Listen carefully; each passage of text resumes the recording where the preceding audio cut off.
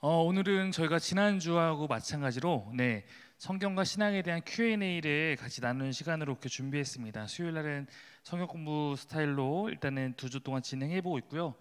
일단은 오늘 나눌 주제를 5가지인데요. 설명 한번 해드리면, 일단 첫 번째는 저희가 주일에 다뤘던 낙타와 바늘기에 대한 이야기에 대해서 이것이 뭔가 합리화를 위해 바꾼 것인지 아니면 오류 때문에 그런 것인지 이런 거에 대해서 다룰 것인데, 이 질문에 대한 핵심은 그 부분도 있겠지만 사본에 대한 것들을 좀 같이 이야기 나누려고 합니다. 두 번째는 삭개오하고 부자 관리에게, 마찬가지 지난주 말씀이죠. 삭개오와 부자 관리에게 요구한 것이 좀 달라 보이는데 그것에 어떤 차이가 있는 것인지 이거에 대해서 좀 나누려고 합니다. 세 번째 주제는 지난번에도 얘기했던 복권과 로또를 사는 문제, 이런 문제에 대해서 그리스도인이 타당한가, 이런 부분을 좀 다뤄보려고 하고요. 네 번째는 이것도 성경에 관련된 문제인데, 베드로전서 2장 13절 14절을 보면 여기 한마디로 총독이나 이런 사람들에게 순종하라, 이런 내용이 있는데, 우리가 지금 이 사회에서 어느 정도로 어떻게 이것을 적용해야 되는지 이런 부분을 다룰 거고요.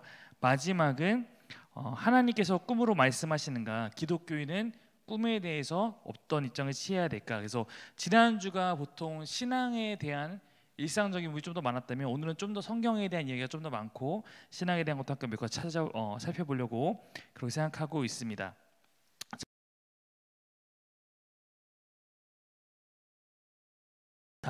첫 번째 질문부터 한번 시작하고요. 오늘은 제가 여러분끼리 잠깐 이렇게 이야기 나눌 수 있는 시간에 중간에 한 두세 번만 드리고, 내용이 조금 많기 때문에 가급적 제가 인도해서 가도록 하겠습니다.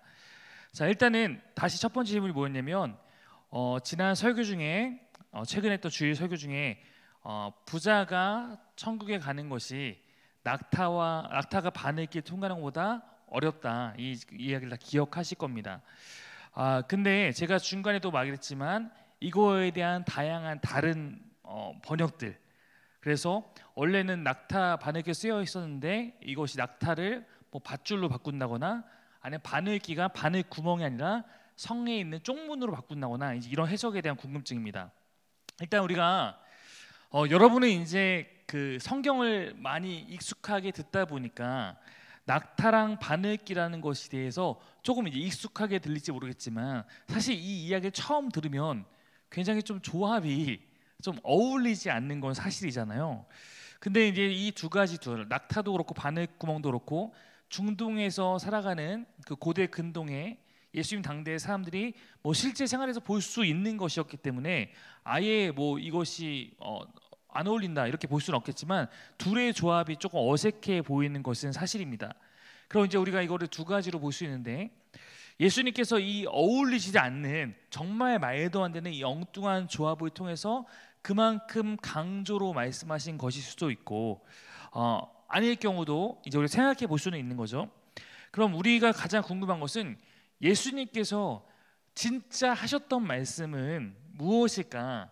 이것을 좀 고민해 봐야 하는데, 이것을 이제 신학자들은 뭐라 그러냐면 이제 사본 연구라, 사본 연구. 왜냐면 우리는 지금 갖고 있는 우리에게 주어진 성경은 사본들을 통해서 우리에게 오게 된 거거든요. 그러니까 성경이 처음 쓰여졌던 최초의 원본은 아무것도 남아있지 않거든요. 그러니까, 그리고 원래부터 교회는 성경을 만들려고 했던 것이 아니었습니다. 그러니까 예수님께서 이거 성경이 될 거야, 받아 적어, 뭐 이런 식으로 하신 것이 아니라 예수 가르침들을 후대의 제자들이나 제자들의 제자들이 기록하게 된 것이잖아요. 당시에는 원래 복음은 어떻게 전해졌냐면 입에서 입으로, 구전으로 전해졌습니다. 복음서 중에서도 4명의 복음서 저자가 있는데, 마태, 마가, 누가, 요한이 있는데, 이 중에 예수님 실제 직계 제자는 누구죠? 마태랑 요한이 직계 제자죠. 마가와 누가는 12제자가 아닙니다. 그러니까 마태나 요한은 12제자니까 항상 예수님의 사역 현장에 그가 있었겠지만, 마가와 누가는 예수님을 따라다녔던 사람들은 아니에요. 그럼 그들이 어떻게 예수님에 대한 이야기를 적을 수 있겠는가? 그들의 스승이 된 누군가로부터 예수님에 대한 이야기의 복음에 대한 이야기를 듣게 된 것이죠. 그래서 우리가 보통 마가복음은 베드로의 말씀에 영향을 많이 받았다고 보고, 누가복음은 누가는 바나바나 아니면 바울의 영향. 누가와 바나바가 아마도 친인척 관계라고 성경에 나와 있고, 또한 바울의 선교팀에 누가가 있었으니까 아마도 마가나 누가와 같은 사람들은 그들을 통해서 예수님에 대한 가르침들을 듣고 또 그들도 전하고 이렇게 했을 것으로 보입니다. 그러니까 처음부터 복음서를 성경으로 남기기 위해서 쓴 것은 아니었다는 것이죠. 그리고 우리가 알다시피 신약 성경의 가장 많은 부분을 기록한 사도 바울도 자신이 쓴 편지가 기독교가 이렇게 2000년 동안이나 그걸 보면서 묵상하고 읽게 되는 정경이 될 거다라고 생각하지는 않았을 것입니다. 당시에 쓰인 이 성경들은 당시의 실제적인 목회적 상황에서 보통 이런 거든요. 데살로니가 전서 같은 경우는 데살로니가 교회를 위해 쓴 건데 데살로니가 교회만 받아보는 것이냐, 자신들이 읽고 또 근처에 있는 다른 교회에 보내서 바울 사도가 우리에게 이런 교훈을 주셨어 라고 하면서 돌려보는 회람용이었다고 말을 하거든요. 자, 그러면 이런 사김의 교회에 사김의 전서를 썼습니다. 사도 바울이. 근데 우리가 이거 읽었어요. 우리가 다 이제 불러놓고 제가 사도 바울께 편지 보냈으면 다 읽었습니다. 자, 그러고 나서 우리가 옆에 있는 다른 교회들한테 이걸 보내려고 하면 우리가 원본을 갖고 사본을 보내든지 우리가 베껴놓고 원본을 보내든지 해야 되지 않겠습니까? 그럼 당연히 당신 복사기가 있는 것도 아니고 이게 파일로 온 것도 아니고, 그러니까 이 성경을 옮겨 적는 일을 했던 것이, 이게 이제 성경 필사 이렇게 나온 것을 사본이라고 말을 하는 것입니다. 물론 당시에 이 구약 성경만 하더라도 여러 가지 사본이 있는데 필사는 굉장히 신중하게 했습니다. 그래서 구약 성경 같은 경우는 전해지는 얘기에 의하면 거기 여호와의 이름 나오면 이름을 쓰기 전에 정결케 하고 자신을 그 다음에 앉아서 여호와의 이름을 쓰고 이랬다고 할 만큼 그것에 대해서 소중하게 아껴서 했습니다. 왜냐하면 성경을 바라보는 마음이 그만큼 소중하게 여기는 마음이 컸기 때문이에요. 그리고 당시에는 이 하나의 두루마리 형태로 성경을 만들었잖아요. 이 양피지가 결코 값어치가 싸지 않았기 때문에 매우 귀했다고 합니다. 그러니까 이거 하나를 사용할 때 아주 소중하게 여기면 썼겠죠. 아까 얘기했듯이 우리에게는 성경 원본이 단 하나도 남아있지 않습니다.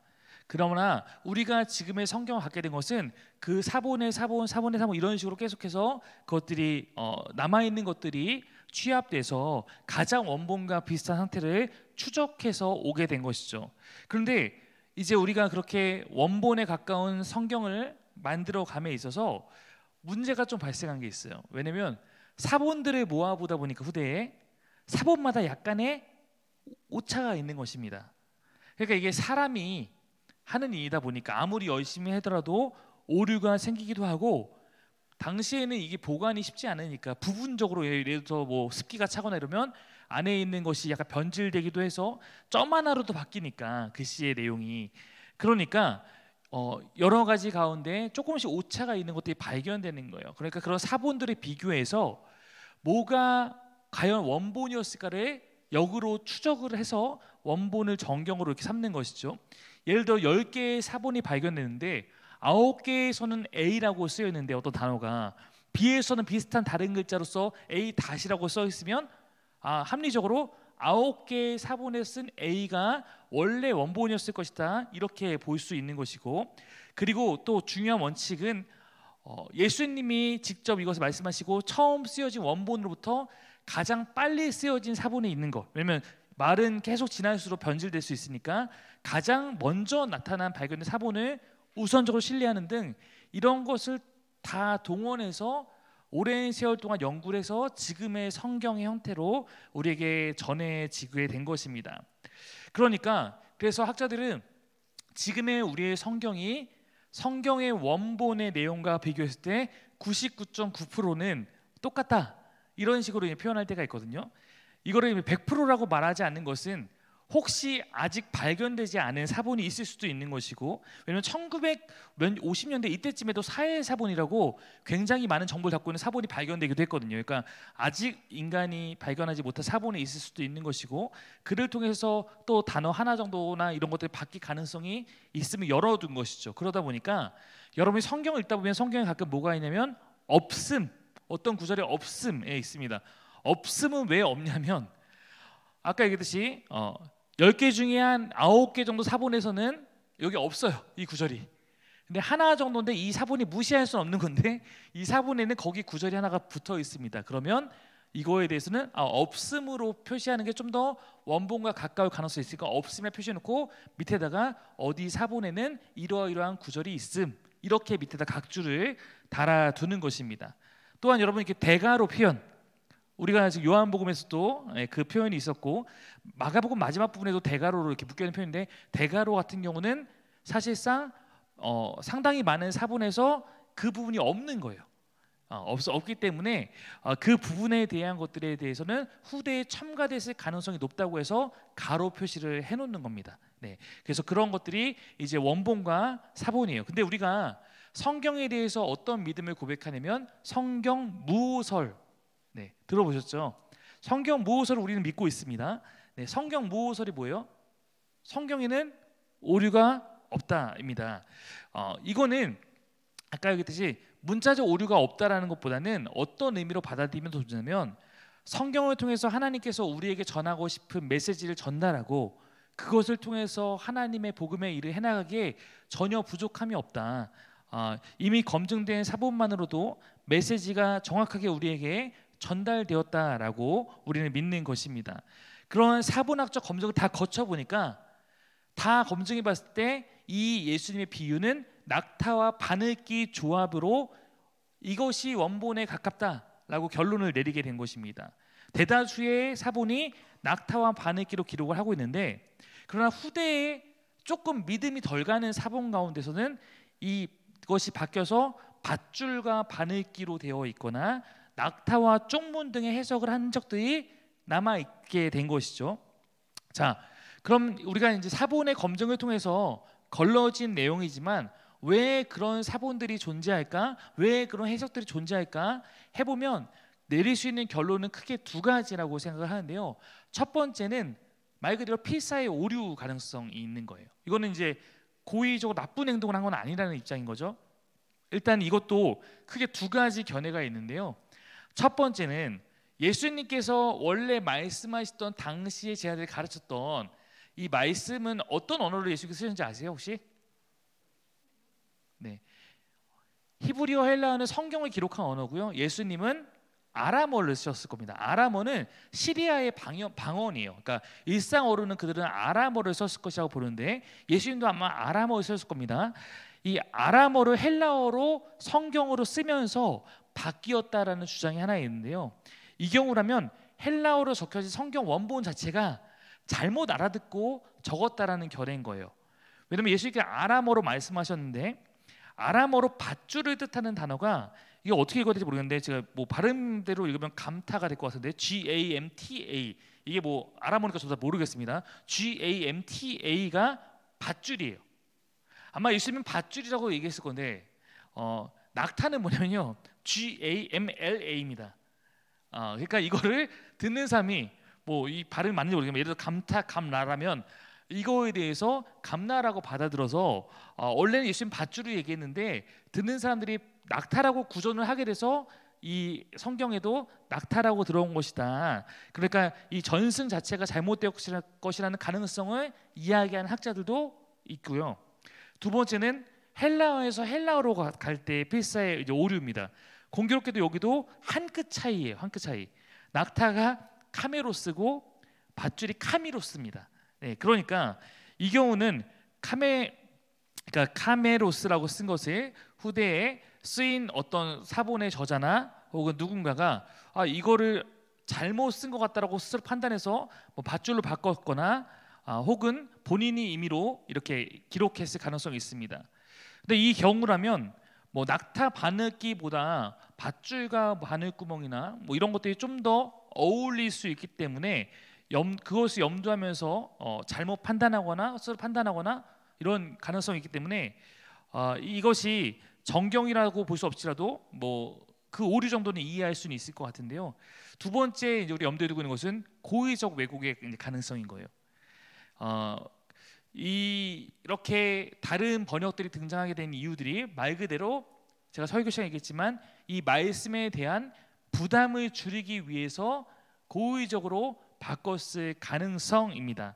실제로 밧줄로 번역할 경우에는 그래도 여전히 통과하는 것이 불가능하지만 만약에 쪽문으로 해석할 경우에는 말씀 자체가 의미하는 거가 다 바뀌잖아요. 원래 말씀은 불가능인데 이것을 가능으로 바꾸게 되기 때문에 낙타가 쪽문은 어떻게든 들어갈 수 있다는 식으로 바뀌기 때문에 그렇습니다. 실제로 제가 얘기했지만 교회 역사에서 쪽문 해석을 통해서 낙타가 짐을 다 내려놓으면 들어갈 수 있듯이 너희가 모든 물질을 내려놓고 헌금해서 천국 가자라는 식으로 이 말씀을 활용했다라는 그런 역사적 기록들이 있습니다. 그러므로 이 첫 번째 우리 문제를 종합해 보면 원본과 초기 사본들은 낙타와 바늘기로 기록했다는 것이 거의 분명해 보입니다. 그러나 그 후에 사본들 가운데는 다른 번역을 시도한 흔적들이 있다는 것이고요. 그 의도성은 정확히는 알 수 없으나 후대의 교회들 가운데는 그것을 좋지 않은 방식으로 활용했던 것도 역사적 정황입니다. 그러나 어차피 이 말씀은 설교에도 언급했듯이 말씀의 의도는 불가능하다라는 것을 말하고 그 불가능은 하나님께서 하시면 가능하다라는 방식으로 뒤에서 이렇게 해결되기 때문에 그 안에서 우리 말씀 의미를 바라보는 것이 좋겠다라는 생각을 드립니다.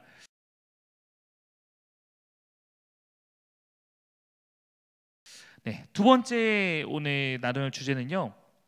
이것도 주일 설교 말씀 관련된 부분입니다. 삭개오와 부자 관리에게 기억하시죠? 삭개오와 부자 관리 기억하시죠? 네, 삭개오와 부자 관리에게 요구한 것이 달라 보이는데 그것이 마음의 동기 때문인지 궁금합니다. 그러니까 일단 제가 이 질문에 적혀 있는 것들을 해석해 봤을 때 이 질문자가 질문하고자 하는 것은 부자 관리에게는 전부를 팔라고 요구했고 삭개오는 절반을 드리겠다고 했을 때 기쁘게 받아주신 것, 이것의 차이에 대해서 좀 궁금한 것 같아요. 왜 두 사람에게 좀 대하는 방식이 달랐는가, 이게 좀 궁금한 것 같은데요. 우리 이것도 오늘 한번 좀 옆 사람들과 좀 나눠보면 좋겠습니다. 우리 좀 이렇게 둘 한번 나눌 수 있도록 짝을 한번 져주시면 좋겠습니다. 질문이 뭐냐면요, 두 사람에 대해서 주님의 요구와 태도가 공평했는가, 차이가 있다면 차이는 왜 발생한 것인가 한번 나눠보시면 좋겠습니다. 여기까지만 나눠보겠습니다. 네. 성경 제가 오늘도 페이스북에서 다른 또 사역자하고 이렇게 얘기를 나누다가 그런 얘기 나눴는데 성경은 진리라고 저는 생각해요. 그러나 성경 해석은 저는 최선이라고 생각합니다. 그러니까 뭐냐, 성경 해석은 최선을 위해서 항상 노력하는 것이지 성경 해석은 내가 갖고 있는 성경 해석이 진리다라고 말하기는 좀 어렵다는 거예요. 무슨 얘기인지 이해하시죠? 하나님의 말씀은 진리지만 그 안에 여러 가지 해석이 우리 안에 실제로 있는 경우들이 있고 우리는 그것 가운데 가장 주님의 의도와 가까운 최선을 항상 노력하는 것이고, 그래서 여러분이 갖고 있는 마음들도 한번 나눠보는 것도 혹시 제가 갖고 있는 마음들과 관점들과 좀 다를 수도 있겠지만 그러나 또 여러분이 듣고 더 좋은 견해들을 판단하시고 이렇게 하시면 될 것 같고요. 제가 생각하는 이 질문에 대한 답을 한번 나눠보도록 하겠습니다. 제가 이 질문을 주일에 전에 받고 지선영 지사님과도 식사를 하면서 잠깐 이 이야기를 나눴었는데 지선영 지사님의 의견은 이거였어요. 삭개오는 자발적으로 드렸고 부자 관리는 자발적이지 않아서 차이가 있었던 것이 아니냐, 예수님의 그 반응이.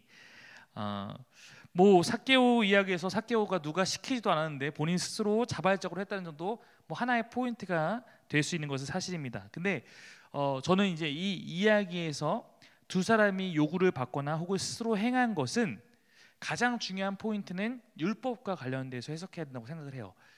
왜냐하면 부자 관리는 본인이 율법을 잘 지켰다고 자신하면서 예수님께 나왔는데 예수님 보시기에 그가 율법을 지키는 방식은 자기가 좋은 방식대로 지켜왔기 때문에 그가 가장 소홀하다고 느껴졌던 한 가지 부분을 말씀하시면서 정말 이 사람이 하나님 뜻에 순종하며 사는 사람인가를 확인하고자 물으셨던 것이죠. 만약에 설교 시간에도 제가 이야기했지만 만약 그 사람이 스스로가 자신의 모습을 겸손하게 고백하며 제가 많이 부족하지만 하나님 알고 싶습니다. 예수님 알고 싶습니다. 이렇게 하셨다면 전부를 바치고 날 따르라 이렇게 하지는 않았을지도 모르겠다는 생각을 합니다. 그러나 그는 처음부터 자기 자신이 영생을 얻기에 충분한 삶을 살았다라는 모습으로 나왔고, 그래서 강력하게 깨닫게 하기 위해서 말씀하신 방법이 아닌가 생각하는데요. 물론 성경은 그에게 요구한 것처럼 우리 안에 얼마간의 재물이 있든지 모든 것에 대해서 주님께 돌릴 수 있어야 된다고 가르칩니다. 이것은 모든 것을 그와 같이 다 팔으라는 것이 아니라 내 모든 소유가 주님의 뜻 안에 있음을 고백해야 한다는 것은 성경의 모든 하나님 나라 백성들에게 가르치는 것입니다. 너희가 하나님 나라 얻고자 하면 다 팔아, 이렇게 말하는 부분들 우리가 많이 나오는 적이 있었죠. 그러니까 우리의 모든 소유가 하나님께 드려지고 내 스스로도 하나님께 드려져야 한다는 것은 부자 관리에게만 해당된 요구는 아닙니다. 자, 그리고 삭개오에 대해서는 그 질문자의 질문에는 생략이 되어 있지만 사실 그가 하고자 했던 것, 그가 예수님께 내가 이렇게 살겠습니다 했던 것은 두 가지 실천이었어요. 하나가 소유의 절반을 팔아서 가난한 자들에게 주겠습니다. 여기서 소유는 임금이 아니라 재산입니다. 그러니까 내가 지금부터 받는 거의 절반을 하겠다 아니라 가지고 있는 것에 절반 나누겠다는 거였어요. 두 번째는 실천은 만일 내가 다른 사람의 것을 부당한 방법으로 강제로 빼앗은 것이 있으면, 왜냐하면 이것은 세리에게 매우 빈번하게 나타나는 그런 일이었기 때문에 그렇습니다. 세리는 거두어야 될 것보다 더 거두어서 이익을 남기는 식으로 삶을 살았기 때문에 본인이 만약에 다른 사람의 것을 강제로 빼앗은 일이 있으면 4배를 갚겠습니다 라고 말합니다. 그가 강제로 빼앗은 것이 얼마인지는 알 수 없죠. 어쩌면 그가 그런 일이 많았으면 그 재산 전부를 다 내놔야 될 일이 발생했을 수도 있을 것입니다. 실제로 이 부분이 보여주고 있는 것은 뭐라고 생각하냐면, 성령님이 우리 안에 오셨을 때 우리 안에 있는 작은 죄까지도 깨닫게 하시는 것들이 아마 여러분과도 경험이 되신 적이 있는데요. 저희 어머니 같은 경우는 이렇게 주님을 만나갈 때 자기가 어렸을 때 목욕탕에서 100원 떼먹은 것이 생각이 나서 100원이 아니라 10,000원을 들고 그 목욕탕을 찾아가서 그 어렸을 때 내가 이렇게 했다라고 하면서 갚아드렸다는 얘기를 하신 적이 있거든요. 왜냐하면 우리 안에 거룩한 영을 부어주기 때문에 그렇습니다. 그러므로 삭개오의 태도는 결코 50%는 드리고 50%는 내가 마음대로 사용할게요라는 태도는 아니었음을 우리가 알 수 있습니다. 그리고 아까 얘기했듯이 이 말씀 자체가 율법과 굉장히 관련이 깊습니다. 구약에서 너희가 부자들은 가난한 자를 도우며 살아라라는 말씀도 순종한 것이고, 첫 번째. 두 번째는 구약에서 도둑질한 것이 있으면 갑절의 배상을 하는 것이 율법이었어요. 그러니까 지금까지 삭개오는 하나님의 말씀과 전혀 무관한 삶을 살아오다가 주님을 만난 후에는 말씀의 요구, 어쩌면 그보다 더 과하게 그 말씀에 합당한 삶을 살겠다라는 다짐을 하는 사람으로 변화되었다는 것이 매우 중요한 포인트라는 것입니다. 누가복음에서도 이런 말씀인데 14장 13절 14절 보면, 잔치를 베풀거든 차라리 가난한 자들과 몸 불편한 자들과 저는 자들과 맹인들을 청하라. 그리하면 그들이 갚을 것이 없으므로 너에게 복이 되리니 이는 의인들의 부활 시에 내가 갚음을 받겠습니다 하시더라. 무슨 얘기냐면, 잔치를 열 거면, 내가 잔치 한번 열면 이 사람도 나한테 한마디로 쉽게 말하면 내가 밥 한 번 사면 그 밥을 나에게 다시 돌려줄 수 있는 그런 사람한테 밥을 사지 말고 그보다 더 가난한 사람들에게 밥을 사서 이 사람이 너한테 못 갚게 하면 그러면 네가 나중에 하나님께 칭찬을 받을 것이다, 이렇게 말하는 거거든요. 그러니까 나도 한번 사고 나도 한번 사고 이 정도는 누구나 다 하는 거고, 우리 하나님의 믿는 사람들이 요구하는 것을, 가난한 자를 돌보라는 것을 정말로 가난한 사람 돌보라는 얘기다, 이런 얘기가 누가복음에 있습니다. 누가복음 3장 13절에는 세리에게 주는 그런 가르침이 따로 존재하는데요. 이거예요. 3장 12절 13절에는 세리들도 세례를 받고자 해 와서 이르되 선생님 우리는 무엇을 하리이까 하며 세리에게 말하는 것입니다. 이르되 부과된 것 외에는 거두지 말라. 세리에게 가장 하나님 뜻대로 공정하게 살아가는 방식이 부과된 것 외에 더 거두지 않는 거예요. 네. 그러니까 삭개오는 이 모든 말씀에 순종하는 삶이 되겠습니다라는 고백을 뿐더러 더욱 성실하게 그것을 수행하고자 결단했다라는 것이 저는 삭개오의 이야기에서 가장 중요한 포인트라고 생각합니다. 결국 재물의 문제는 우리에게 있어 언제나 우선순위의 문제잖아요. 재물이 이 사람에게 어떤 위치에 있는가, 그것이 성경 보면 가장 중요합니다. 말씀보다 그것이 더 중요한가? 혹은 말씀 안에서 우리에게 주어진 것을 바라보는가? 예를 들어 삭개오는 평생을 돈 하나만 바라보고 살았던 사람을 그가 주님 만난 후에 그 우선순위가 바뀌게 된 것, 그것이 가장 중요하죠. 주님이 최우선이고 이제 그에게 돈은 도구가 되었습니다. 반면 부자 관리는 저는 하나님 말씀을 최우선으로 하고 살고 있어요 라고 여김에 왔지만 그러나 주님께서 그래 너 잘하고 있구나 칭찬하셨어요. 그러고 다만 그 우선순위가 정말 진짜인가를 확인하십니다. 그 방법이 재물을 다 팔아서 가난한 자에게 주고 넌 나를 따르라. 그 질문 앞에서 그는 우선순위가 그렇지 않음이 드러난 것입니다. 그래서 그에게는 재물이 여전히 더 중요한 문제였고 그에 대해서 책망을 받는 것으로 그렇게 보여집니다. 가끔 구약을 근거로 재물, 우리에게 주어진 어떤 재물이나 어떤 것들이 주님의 축복이다라고 말하기도 합니다. 그것은 틀리지 않을 수도 있어요. 주님이 축복의 방법으로 물질을 주시는 경우도 있습니다. 그러나 언제나 이 우선순위의 문제는 구약이나 신약이나 중요함을 우리는 기억해야 돼요. 왜냐하면 우리가 거부라고 알고 있는 아브라함은 제가 늘 얘기하지만 그에게 가장 우선순위는 100세에 얻은 아들이었어요. 주님은 그에게 야, 돈 주면 내가 이삭은 살려줄게라고 하면 아브라함은 돈 다 드리고자 했을 거예요. 그러나 더 중요한 것 이삭을 바쳐 그걸 통해서 네가 정말 우선순위가 나에게 있는지 확인하자라고 했던 것처럼 주님이 그것을 확인하십니다. 우리가 신약에 보면 아나니아와 삽비라 부부가 있잖아요. 그들에게는 돈에 대한 어떤 부분도 다 바치려고 하다가 이게 좀 아무리 생각해도 안 되겠어 50% 남겼다는 것은 돈에 대한 어떤 욕심이 있었다고도 볼 수 있지만 사실 그렇게 시작하게 된 이유가 뭐였냐면 뭐가 제일 우선이냐면 명예였어요. 명예. 예.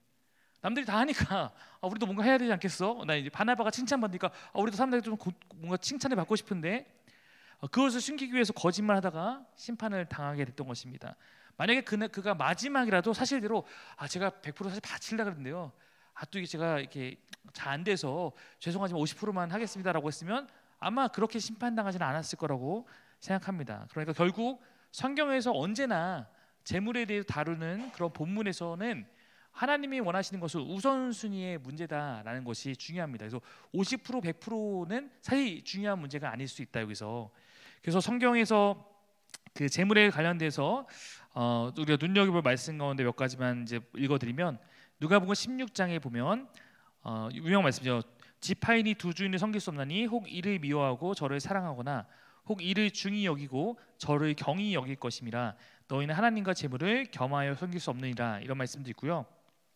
지난주에도 금요일 때 나눴던 거지만 사도행전 4장에 보면 초대교회 모습 가운데 믿는 무리가 한 마음과 한 뜻이 되어서 모든 물건을 서로 통용하고 자기 재물을 조금이라도 자기 것이라는 이가 하나도 없더라. 이것은 이러한 요구를 성령을 받은 후에 그들이 이룰 수 있는 삶이 됐다는 것을 보여주는 부분이고요.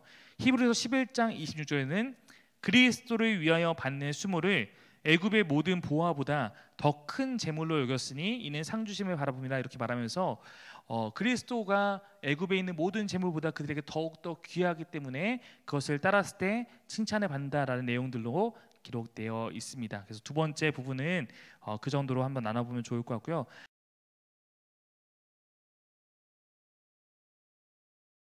세 번째는 조금 우리 실생활에 대한 문제인데요. 복권과 로또를 사는 문제에 대해서 좀 같이 좀 나눠보겠습니다. 네, 이 질문이 있습니다. 여기 좌우에 있는 분들과 다시 나눌 건데요. 질문 내용은 혹시 상대방이 복권을 사봤는지 그리고 복권에 당첨되면 어떻게 사용하고 싶은지. 이 A씨는 5억입니다. 5억짜리 복권에 당첨됐을 때 어떻게 사용할 것인지 한번 그냥 재미로 한번 나눠보면 좋겠습니다. 나눌 시간은 한 2분 3분만 드리겠습니다. 한번 나눠보십시오. 네. 네, 이 단꿈이 지금 끊을 수가 없는 나의 이 꿈들이 네. 그냥 아주 가볍게부터 얘기하면 뭐 복권을 한번 사봤고 뭐 재미로 해봤다고 해서 뭐 정제하고 싶거나 이런 마음 전혀 없고요. 예를 들어서 제가 그 한번 누나 때문에 미국 갔었는데 라스베가스를 구경한 적이 있어요. 네, 제가 그래도 한 번이라도 이걸 좀 이렇게 왜 해볼 걸 경험 삼아서. 근데 제가 끝까지 못했어요. 네, 안 하려고 막 거룩하게 막 그런 게 아니라 해보려고 하다가 기회가 안 돼서 못했는데, 뭐 우리 그런데 갔을 때 그냥 장난으로 한 번 해보는 것 같고 뭐라고 하겠습니까? 문제는 우리가 한국 와서도 자꾸 정선으로 신방 가고 이러면 그런 데서 이제 우리 문제가 발생하는 거죠, 그렇죠? 네. 그러니까 일단은 복권에 대해서 어떤 마음인지가 중요하다고 생각하는데, 만약에 그것이 정말로 내가 어떤 큰 물질을 바라고 하는 것이라면 사실 성경이 추구하는 방식이 아니라는 거는 아마 좀 이해는 하실 겁니다. 그래서 저는 여러분이 그런 부분에 너무 빠지지 않기를 바라는 마음이 있고요. 근데 여러분 주변에 그런 사람이 있을지 모르겠어요. 제 주변에는 가끔씩 교회를 위해서 복권을 산다고 말씀하시는 개척교회 목사님들이 있으세요. 사모님들이나 진짜로. 참 그런 경우가 참 이제 어렵죠. 왜냐면 뭐 그런 목적으로 산다라고 하는 사람은 정말 이제 그것만이 마음에 있는지 좀 동기를 좀 살펴볼 필요는 있겠죠. 혹시 그것이 내가 하고 있는 행위를 정당하기 위해서 맨날 기도하면서 주님 5억 받으면 3억은 주님 것, 2억은 내 것, 이렇게 뭐 하는 마음이 있을 수도 있으니까. 네. 청부론에서 우리가 항상 청부론을 좀 제가 이제 비판할 때 피어나는 것은 내가 하나님을 위해 물질을 사용하게 되겠다고 기도하면서도 결국은 그 안에서 나도 뭔가 부를 누리고자 하는 정당성을 갖고 있기 때문에 그 부분에 대해서 좀 경계하는 건데, 그럼 진짜 전액을 다 교회를 위해서 헌금하려고 하는 거면 괜찮은가? 저는 아까 얘기했듯이 주변에 이제 그 작은 교회 목사님 사모님들이 정말 이렇게 가끔씩이나마 이렇게 혹시나 하는 마음으로 사시는 거에 대해서 공감이야 하죠. 그런데 저는 하나님이 확실한 것은 하나님이 우리에게 복권이 당첨되도록 인도하시는 분은 아니라고 생각합니다. 네. 왜냐면 여러분, 우리가 그런 믿음을 갖게 되면 매번 내가 복권이 당첨 안 되는 일도 하나님이 나를 돕지 않나서라고 생각하게 되기 때문에, 반대로 보면. 그래서 혹시 기독교인이 복권 당첨이면 그냥 운이 좋은 거라고 생각하시면 좋겠어요. 네, 그게 뭐 하나님의 도우심이다까지 가버리면 그렇지 않은 모든 경우가 하나님이 그럼 날 안 도우셔가 되기 때문에 그것이 바로 기복신앙이 되는 것이거든요. 그리고 혹시 내가 하나님을 위해서 뭐 선한 일을 위해서 무언가를 하고 싶은 마음으로 복권을 산다면 더 중요한 사실이 있으면 좀 기억했으면 좋겠는데요.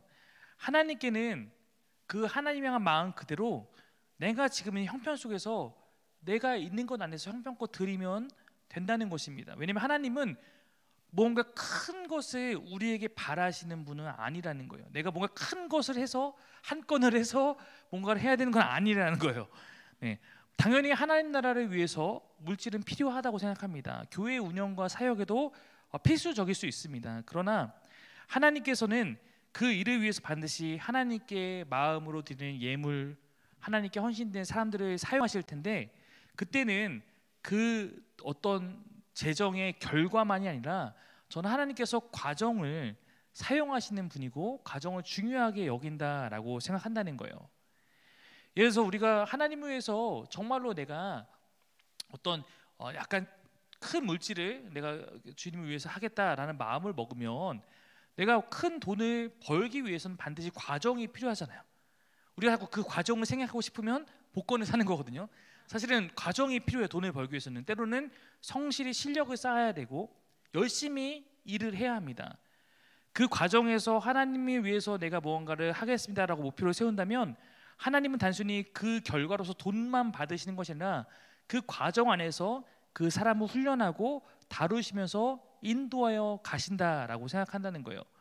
정말 하나님의 가치를 따라 살아갈 수 있는 사람이 되도록 이끄시는 과정이 사실 더 중요할 수 있다는 것입니다. 그래서 저는 기독교인이 뭐 세상에서 말하는 부자처럼 여겨질 만큼 돈을 많이 벌 수도 있지만 하나님 나라의 가치를 따라 그 과정 가운데 충실한 사람이라면 하나님 나라의 가치를 따라서 재물을 다루는 사람이 되도록 하실 것이라고 생각합니다. 그래서 언제나 성경에서 부에 대해서 경고하는 것은 부자라고 보여지는 어떤 위치에 있는 것이 아니라 내가 예를 들어서 뭐 연봉이 1억이 넘어가고 뭐 더 많고 이렇게 성실하게 벌고 있다면 그 벌이에 대해서 문제 삼는 것이 아니라 그것에 대해서 그것을 유지하고자 내 소유를 모으고 나누지 않고 뜻대로 쓰지 않고 애쓰는 것, 부자의 삶을 유지하고 싶은 것에 대해서는 지적을 하고 있다는 것입니다. 그래서 저는 뭐 우리 교회에 있는 분들 가운데서도 성실하게 살아간 대가로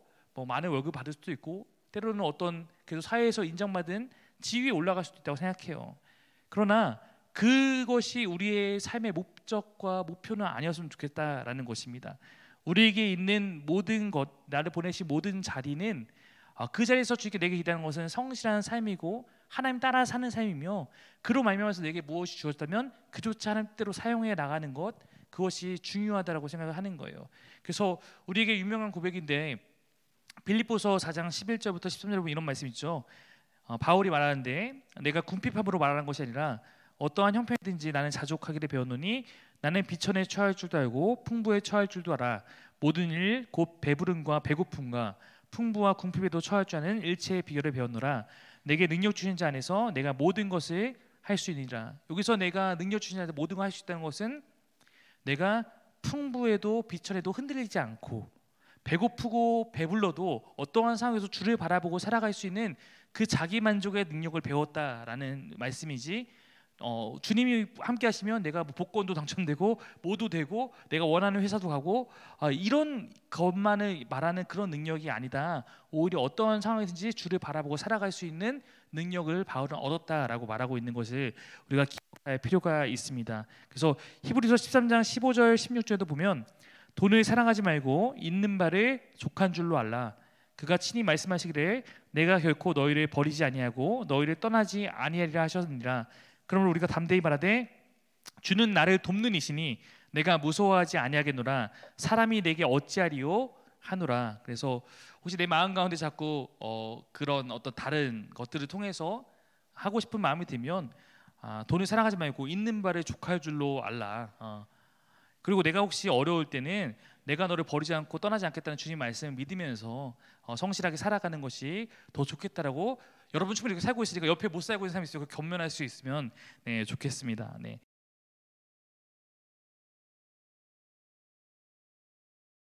네 번째는요. 또 어떤 분께서 질문하셨던 건데요. 베드로전서 2장 13절 14절에 보면 이런 말씀이 있어요. 인간의 모든 제도를 주를 위하여 순종하되 혹은 위에 있는 왕이나 혹은 그가 악행하는 자를 징벌하고 선행하는 자를 포상하기 위하여 보낸 총독에게 하라. 이런 말이 있습니다. 그러니까 이 말씀을 근거로 묻고 싶은 것은 몇 가지가 있는데 총독과 왕의 차이가 뭐냐고 이제 물은 질문도 있었고 이 순종이 무엇을 의미하는지 사회 제도에는 무조건 순종해야 되는 건지 이런 것들에 대해서 이제 질문이 나왔습니다. 우선 이 단락은 읽어보시면 2장 11절부터 시작되는데요. 이 과정에 이 단락에서 말하는 것은 우리의 정체성이 하나님 나라의 백성, 하나님 나라의 시민인데 우리가 이 땅에 살아가고 있다. 이 땅에서 우리 삶을 뭐라고 여기서 말하는 베드로전서에서는 나그네라고 말합니다. 나그네. 나그네는 잠깐 왔다 가는 여기에 우리 본향이 아니다라는 표현이잖아요.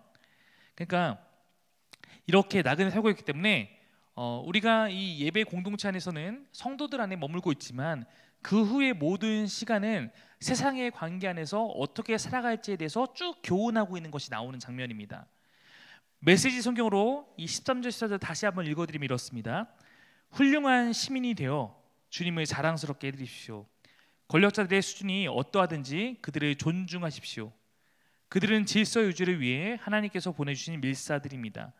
하나님의 뜻은 여러분이 지속적으로 선을 행하여 여러분의 사회의 위험 요소로 여기는 어리석은 자들의 생각을 고쳐주는 것입니다.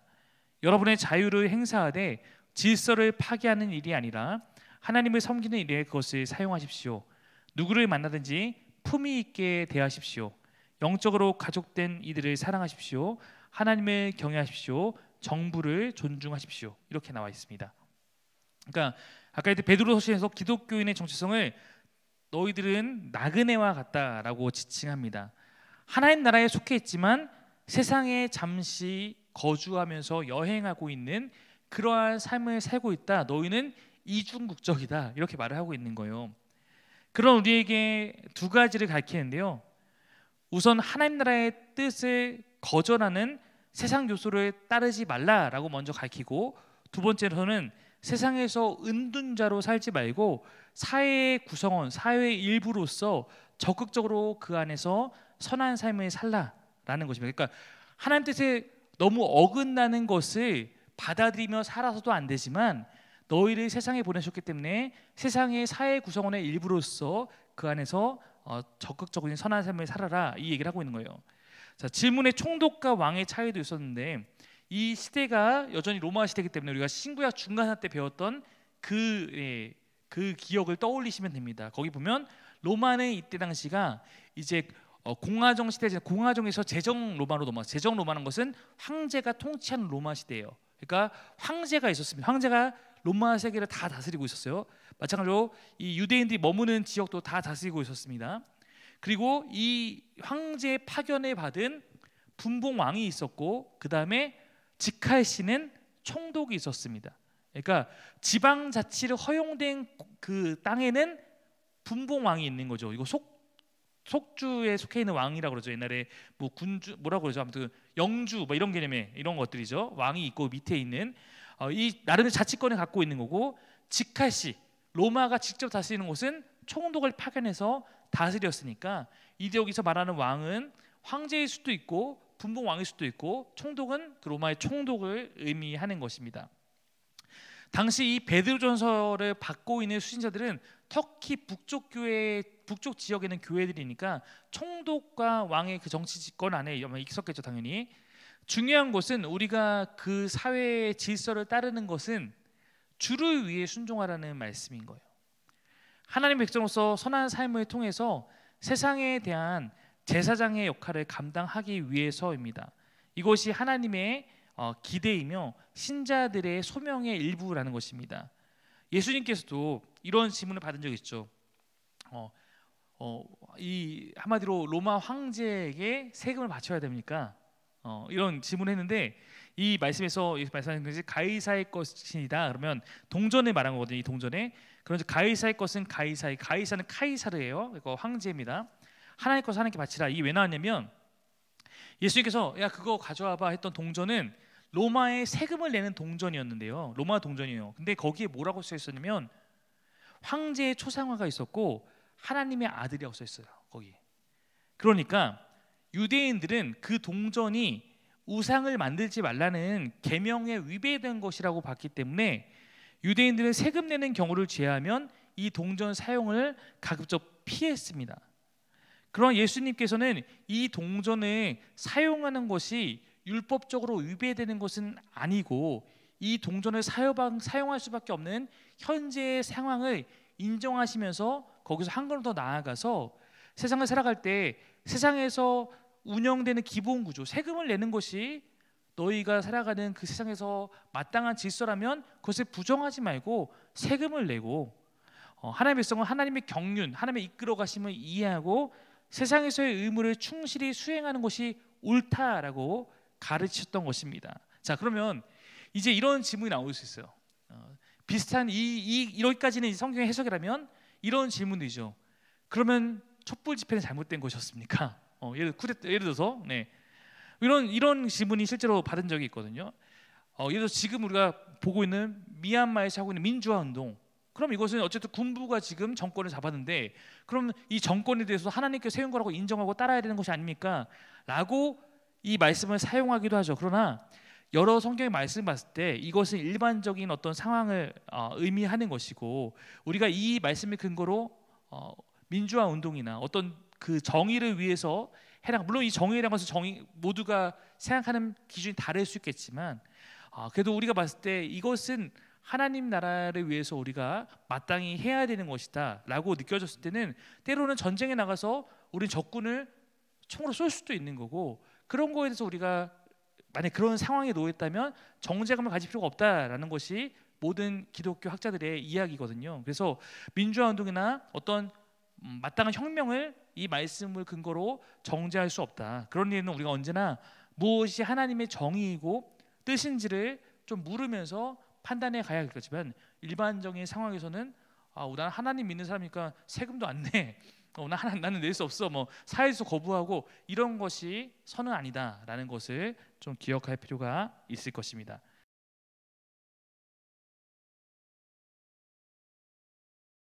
자, 마지막 한 가지 다룰 주제는 하나님은 꿈으로 말씀하시는가, 기독교는 꿈에 대해서 어떤 입장을 취하는가. 자, 여러분 혹시 오늘 꾸신 꿈 기억하시는 분? 네. 오늘 내가 무슨 꿈을 꿨는지. 우주일사님이네. 무슨 일이 있으셨던 것 같아요. 네. 네. 네. 여러분 최근에 태희라는 저희 청년이 저희 집에 오더니 목사님 꿈에서 난리가 났었다. 왜 무슨 일인데? 꿈에 목사님이 나왔는데, 꿈에 목사님이 나왔는데 목사님이 갑자기 돈을 횡령했다고 사람들에게서 엄청나게 추궁을 받고 있어갖고 자기가 너무 분해서 많다. 우리 목사님 그런 분 아니라고 막 그랬는데 목사님이 자백을 했다. 그래서 자기가 너무 충격을 받아서 꿈에서 깼다. 네. 이 내용이었어요. 그러면서 그런 얘기를 이제 했는데요. 네. 그리고 저희 아내도 굉장히 꿈을 잘 꾸기 때문에 저한테도 뭐 꿈에 대해서 이런저런 이야기를 많이 할 때가 있습니다. 그럼 과연 우리가 이제 꿈을 어떻게 봐야 될 것인가? 일단 꿈을 잘 이해하려면 여러분 잠을 잘 이해해야 되잖아요, 그렇죠? 잠을 잘 이해해야 될 텐데요. 여러분 음식은 여러분 금식을 며칠까지도 하죠? 일단 뭐 40일 하시는 분도 가끔 있잖아요. 네. 40일도 금식할 수 있는데요. 잠은 7일 못 자면 보통 죽습니다. 네. 잠은 음식보다 더 귀해요, 우리의 몸에. 잠을 자기 위해서는 호르몬이 나와줘야 되는데, 네, 멜라토닌이라는 호르몬이 나와줘야 되잖아요. 네. 자, 깊이 이제 잠이 들고 또 이게 렘 수면기라 그래서 이렇게 잠에는 이렇게 폭이 있습니다. 이 폭이 있는데 이제 우리가 좀 깊이 잠이 들면 심장도 좀 천천히 뛰고 모든 것이 이렇게 몸이 이완돼서 천천히 움직이는데 그때 유난히 혼자 바쁜 애가 하나 있어요. 그게 뭐냐면 눈입니다. 눈. 네. 이제 렘 수면기를 왜 렘 수면기라 부르냐면 래피드 아이 무브먼트로 해서 굉장히 눈이 빠르게 움직이는 상태이기 때문에 그런 거예요. 그러니까 깊은 잠이 들었는데 눈은 더 빠르게 움직이고 있는 것입니다. 물론 논렘 수면기라고 해서 더 깊은 잠이 있다고 하는데 사실 이 잠보다 이 렘 수면기라는 이 중간 정도의 상태가 더 우리의 건강에 중요하다고 이제 얘기를 하거든요. 근데 그러니까 렘 수면기는 한마디로 눈이 가장 빨리 움직이는 시간 이렇게 생각하시면 됩니다. 그러니까 이 렘 수면기라는 것은 우리가 뇌파로 측정하는 건데 보통 왜 렘 수면기가 중요하다고 하냐면 렘 수면기에서 꿈을 꾼다라고 밝혀진 이유 중에 하나는 뇌파가 렘 수면기에 있을 때 깨우면 74%가 자기가 꿈을 꿨던 내용을 기억해요. 그 렘 수면기를 지났을 때 잠을 깨우면 자기의 내용을 꿈이 꿨다고 말하는 사람은 10%밖에 안 됩니다. 그러니까 이 렘 수면기는 눈동자를 막 움직이고 안면 근육이 막 이렇게 실룩실룩 움직이니까 막 옆에 있는 사람이 나쁜 꿈을 꾼다고 여기서 막 깨우는 경우가 있는데 렘 수면기에 깨우게 되면 자꾸 렘 수면에 박탈하면 공격적 행동이 증가하고 신경 과민과 주의력 산만 등 목표 지향적 행동 과민을 불러올 수 있다라고 합니다. 그러니까 렘 수면기를 잘 경험해야 된다는 거예요. 그래서 렘 수면기에 잠을 잘 못 자면 렘 수면기를 잘 돌아가지 못하면 심한 경우 환각과 망상까지 일어날 수 있기 때문에 렘 수면이 필수적이라는 거예요.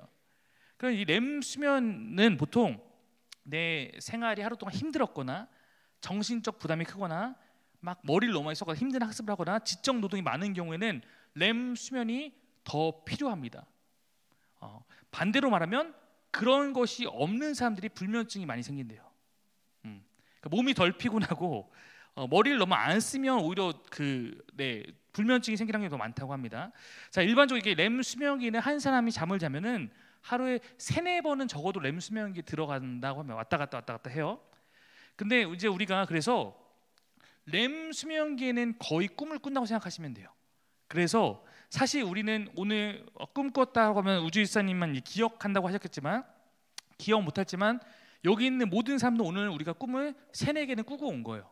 네. 꿈을 안 꾸면 죽는다고 합니다. 네. 꿈은 항상 꿔야 되는 거고 다만 우리가 이제 꿈을 기억하는 것과 기억하지 못하는 것에는 주의할 필요가 있는데 일상적으로는 오늘 우리는 꿈을 기억하지 못하는 게 당연해요. 근데 꿈을 꾸다가 놀래서 잠에서 깨었다면 그 꿈이 너무 충격적이기 때문에 그런 거고 그러면 그 꿈이 기억이 나는 겁니다.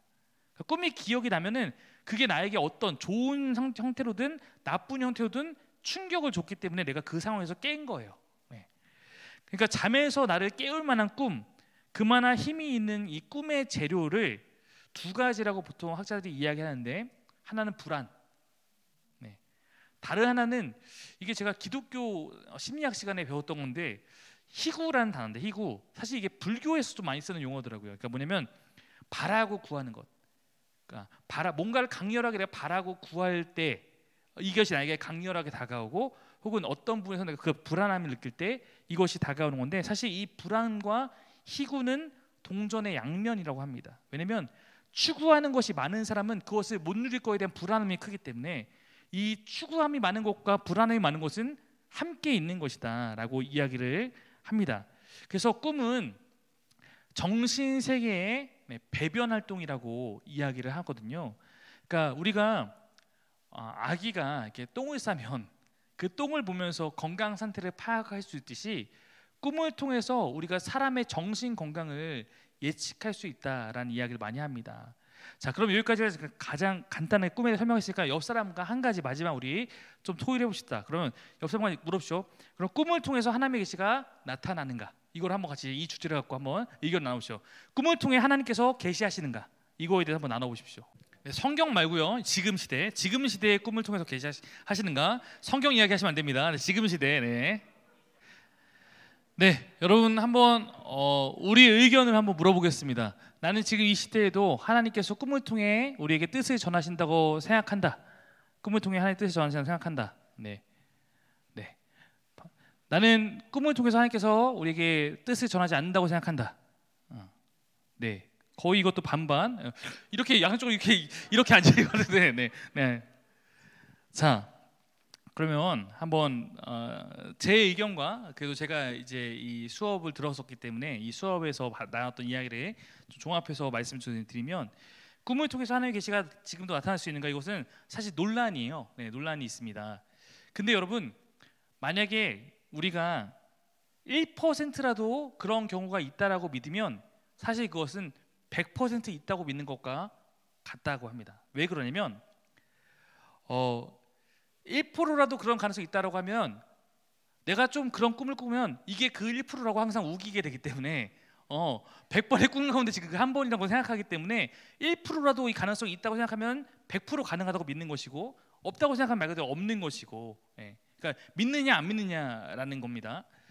근데 이제 우리가 성경에도 그런 내용이 있으니까 계시성이 없다라고 단정지을 수는 없지만 실제 지금 이 시대의 우리의 삶에서 그것을 신뢰할 수는 없다고 생각합니다. 저는. 왜냐하면 인간이 이제 하루에 아까 이제 3-4개씩 모두 꿈을 꿉니다.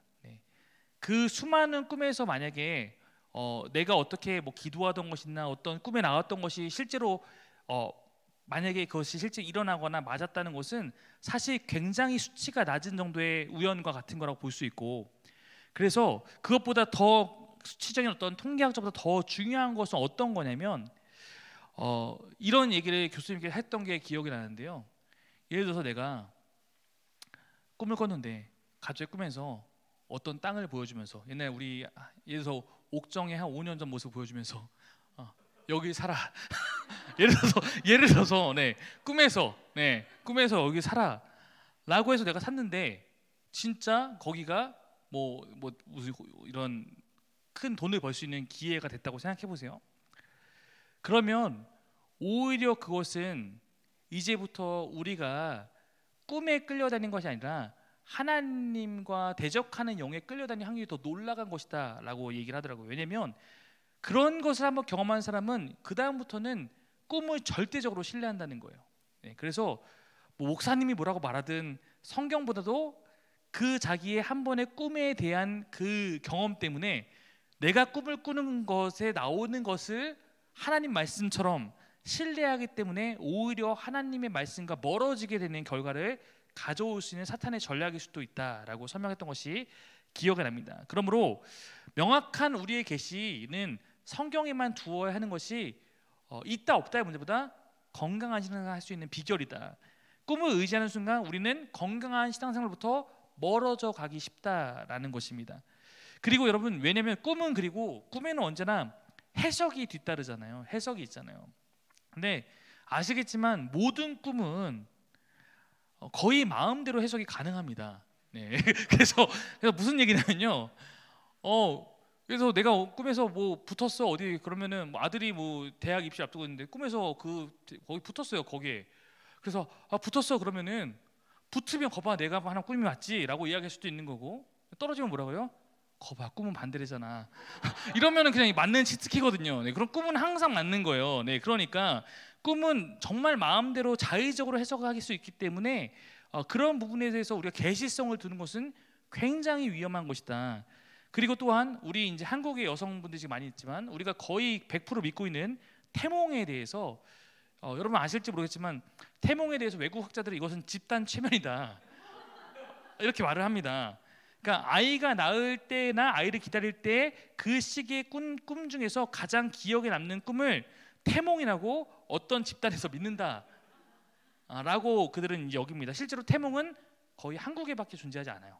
네. 미국이나 뭐 다른 독일이나 다 태몽이란 개념 자체가 없습니다.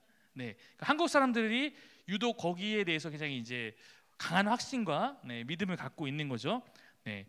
그래서 누군가 꿈을 꾸고 만약에 실질적으로 여러분에게 상담을 하거나 찾아오면 우린 그거에 대해서 너무 무시하지 않고 들어줄 필요는 있어요. 네, 너무 무시하기보다 왜 들어줘야 되냐면 그 꿈이 어떤 꿈인지를 갖고 이 사람이 지금 어떤 거에 대해서 지나치게 갈망하고 있거나 지나치게 불안하게 하는 것을 적어도 우리가 좀 알 수도 있기 때문에 그렇습니다. 그리고 그 이야기를 다 들은 후에는 이렇게 이야기해 줘야 한다고 합니다. 저희 교수님께서 가르친 제가 오늘 필기 내용을 보니까 이렇게 적혀 있었는데 이렇게 말해주려. 제가 교수님께 배웠는데 지금 바로 이때가 더 기도해야 될 때입니다.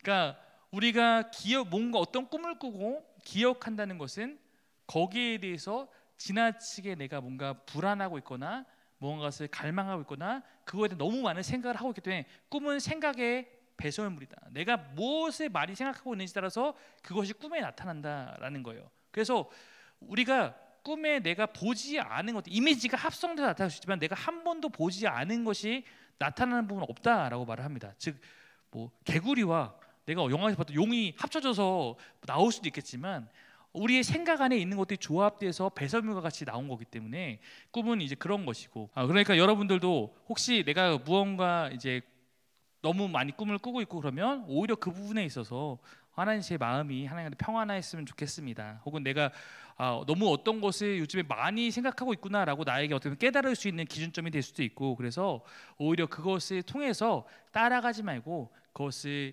기준점들을 삼아서 내가 더욱더 하나님께서 온전한 모습으로 나아갈 수 있는 그런 방법으로 삼는다면 그조차도 우리에게 유익이 될 수 있지 않을까 생각을 합니다. 나가시면서 질문이 나왔는데 그 부분까지 함께 설명하면 좋을 것 같아서 다시 제가 혼자 남아서 좀 영상을 첨부합니다. 예를 들어서 교회에서 제가 다 물어보지 않았지만 이제 난 꿈을 꾸고 그대로 이루어졌어라고 말하시는 분들이 있을 수 있죠. 네. 근데 저는 이제 계시는 다른 문제라고 생각을 하는데요. 왜냐면 꿈은 아까 얘기했듯이 내가 자주 생각하는 것들이 나올 수도 있고 고민하는 문제에 대해서 그거에 대한 여러 가지 어떤 것들이 나올 수 있고, 꿈은 내가 하루에도 3-4개 꾸는데 그중에 나에게 가장 강렬한 것이 기억에 남는 것일 뿐 꿈은 엄청나게 많이 꿉니다. 네. 그런데 만약에 누군가가 와서 저한테 목사님 제가 이런 꿈을 꿨어요. 뭐 꿈에서 이런 게 나왔어요. 혹은 누가 꿈에서 제가 목회자가 되는 꿈을 꿨어요 라고 하면은 야 그게 계시야. 너 이제 그대로 살아. 이게 계시잖아. 계시를 하는 말씀이니까 순종해. 이렇게 하는 것이 아니라 그래? 그러면은 네가 그 부분에 대해서 어쨌든 마음이 있으면 한번 기도해봐. 이렇게 말할 것 같거든요.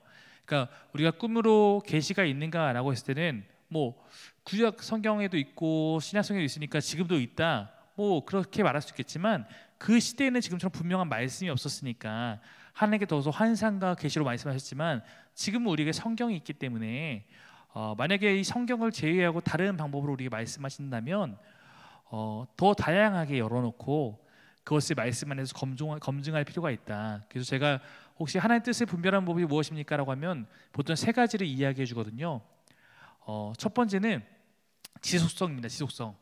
만약 내가 꿈을 계속 꾸고 계속 하나님 나를 글로 인도하시고 그러면 거기 하나님 뜻을 있다고 여길 수 있지만, 왜냐면 우리가 한 번에 알아듣지 못하는 경우가 많기 때문에 하나님께서 계속 지속적으로 우리에게 어떤 것을 요구하시고 말씀하시는 경우가 있을 수 있죠. 첫 번째 지속성이고요. 두 번째는 그것이 하나님의 말씀에 위배돼서는 안 됩니다. 예를 들어서 하나님께서 나에게 어떤 생각과 어떤 뭐 우리가 흔히 말하는 마음의 음성과 어떤 꿈을 주셨는데 그것이 하나님의 뜻에 어긋난 말씀의 뜻에 어긋난 그런 것이 없잖아요. 예를 들어 제가 보고 강도짓을 하라 이런 거 시킬 수 없는 분이잖아요. 그러니까 그런 어떤 부분들 말씀에 나타난 하나님의 성품과 뜻에 위배되지 않는가 이게 두 번째고요. 세 번째는 평안함입니다.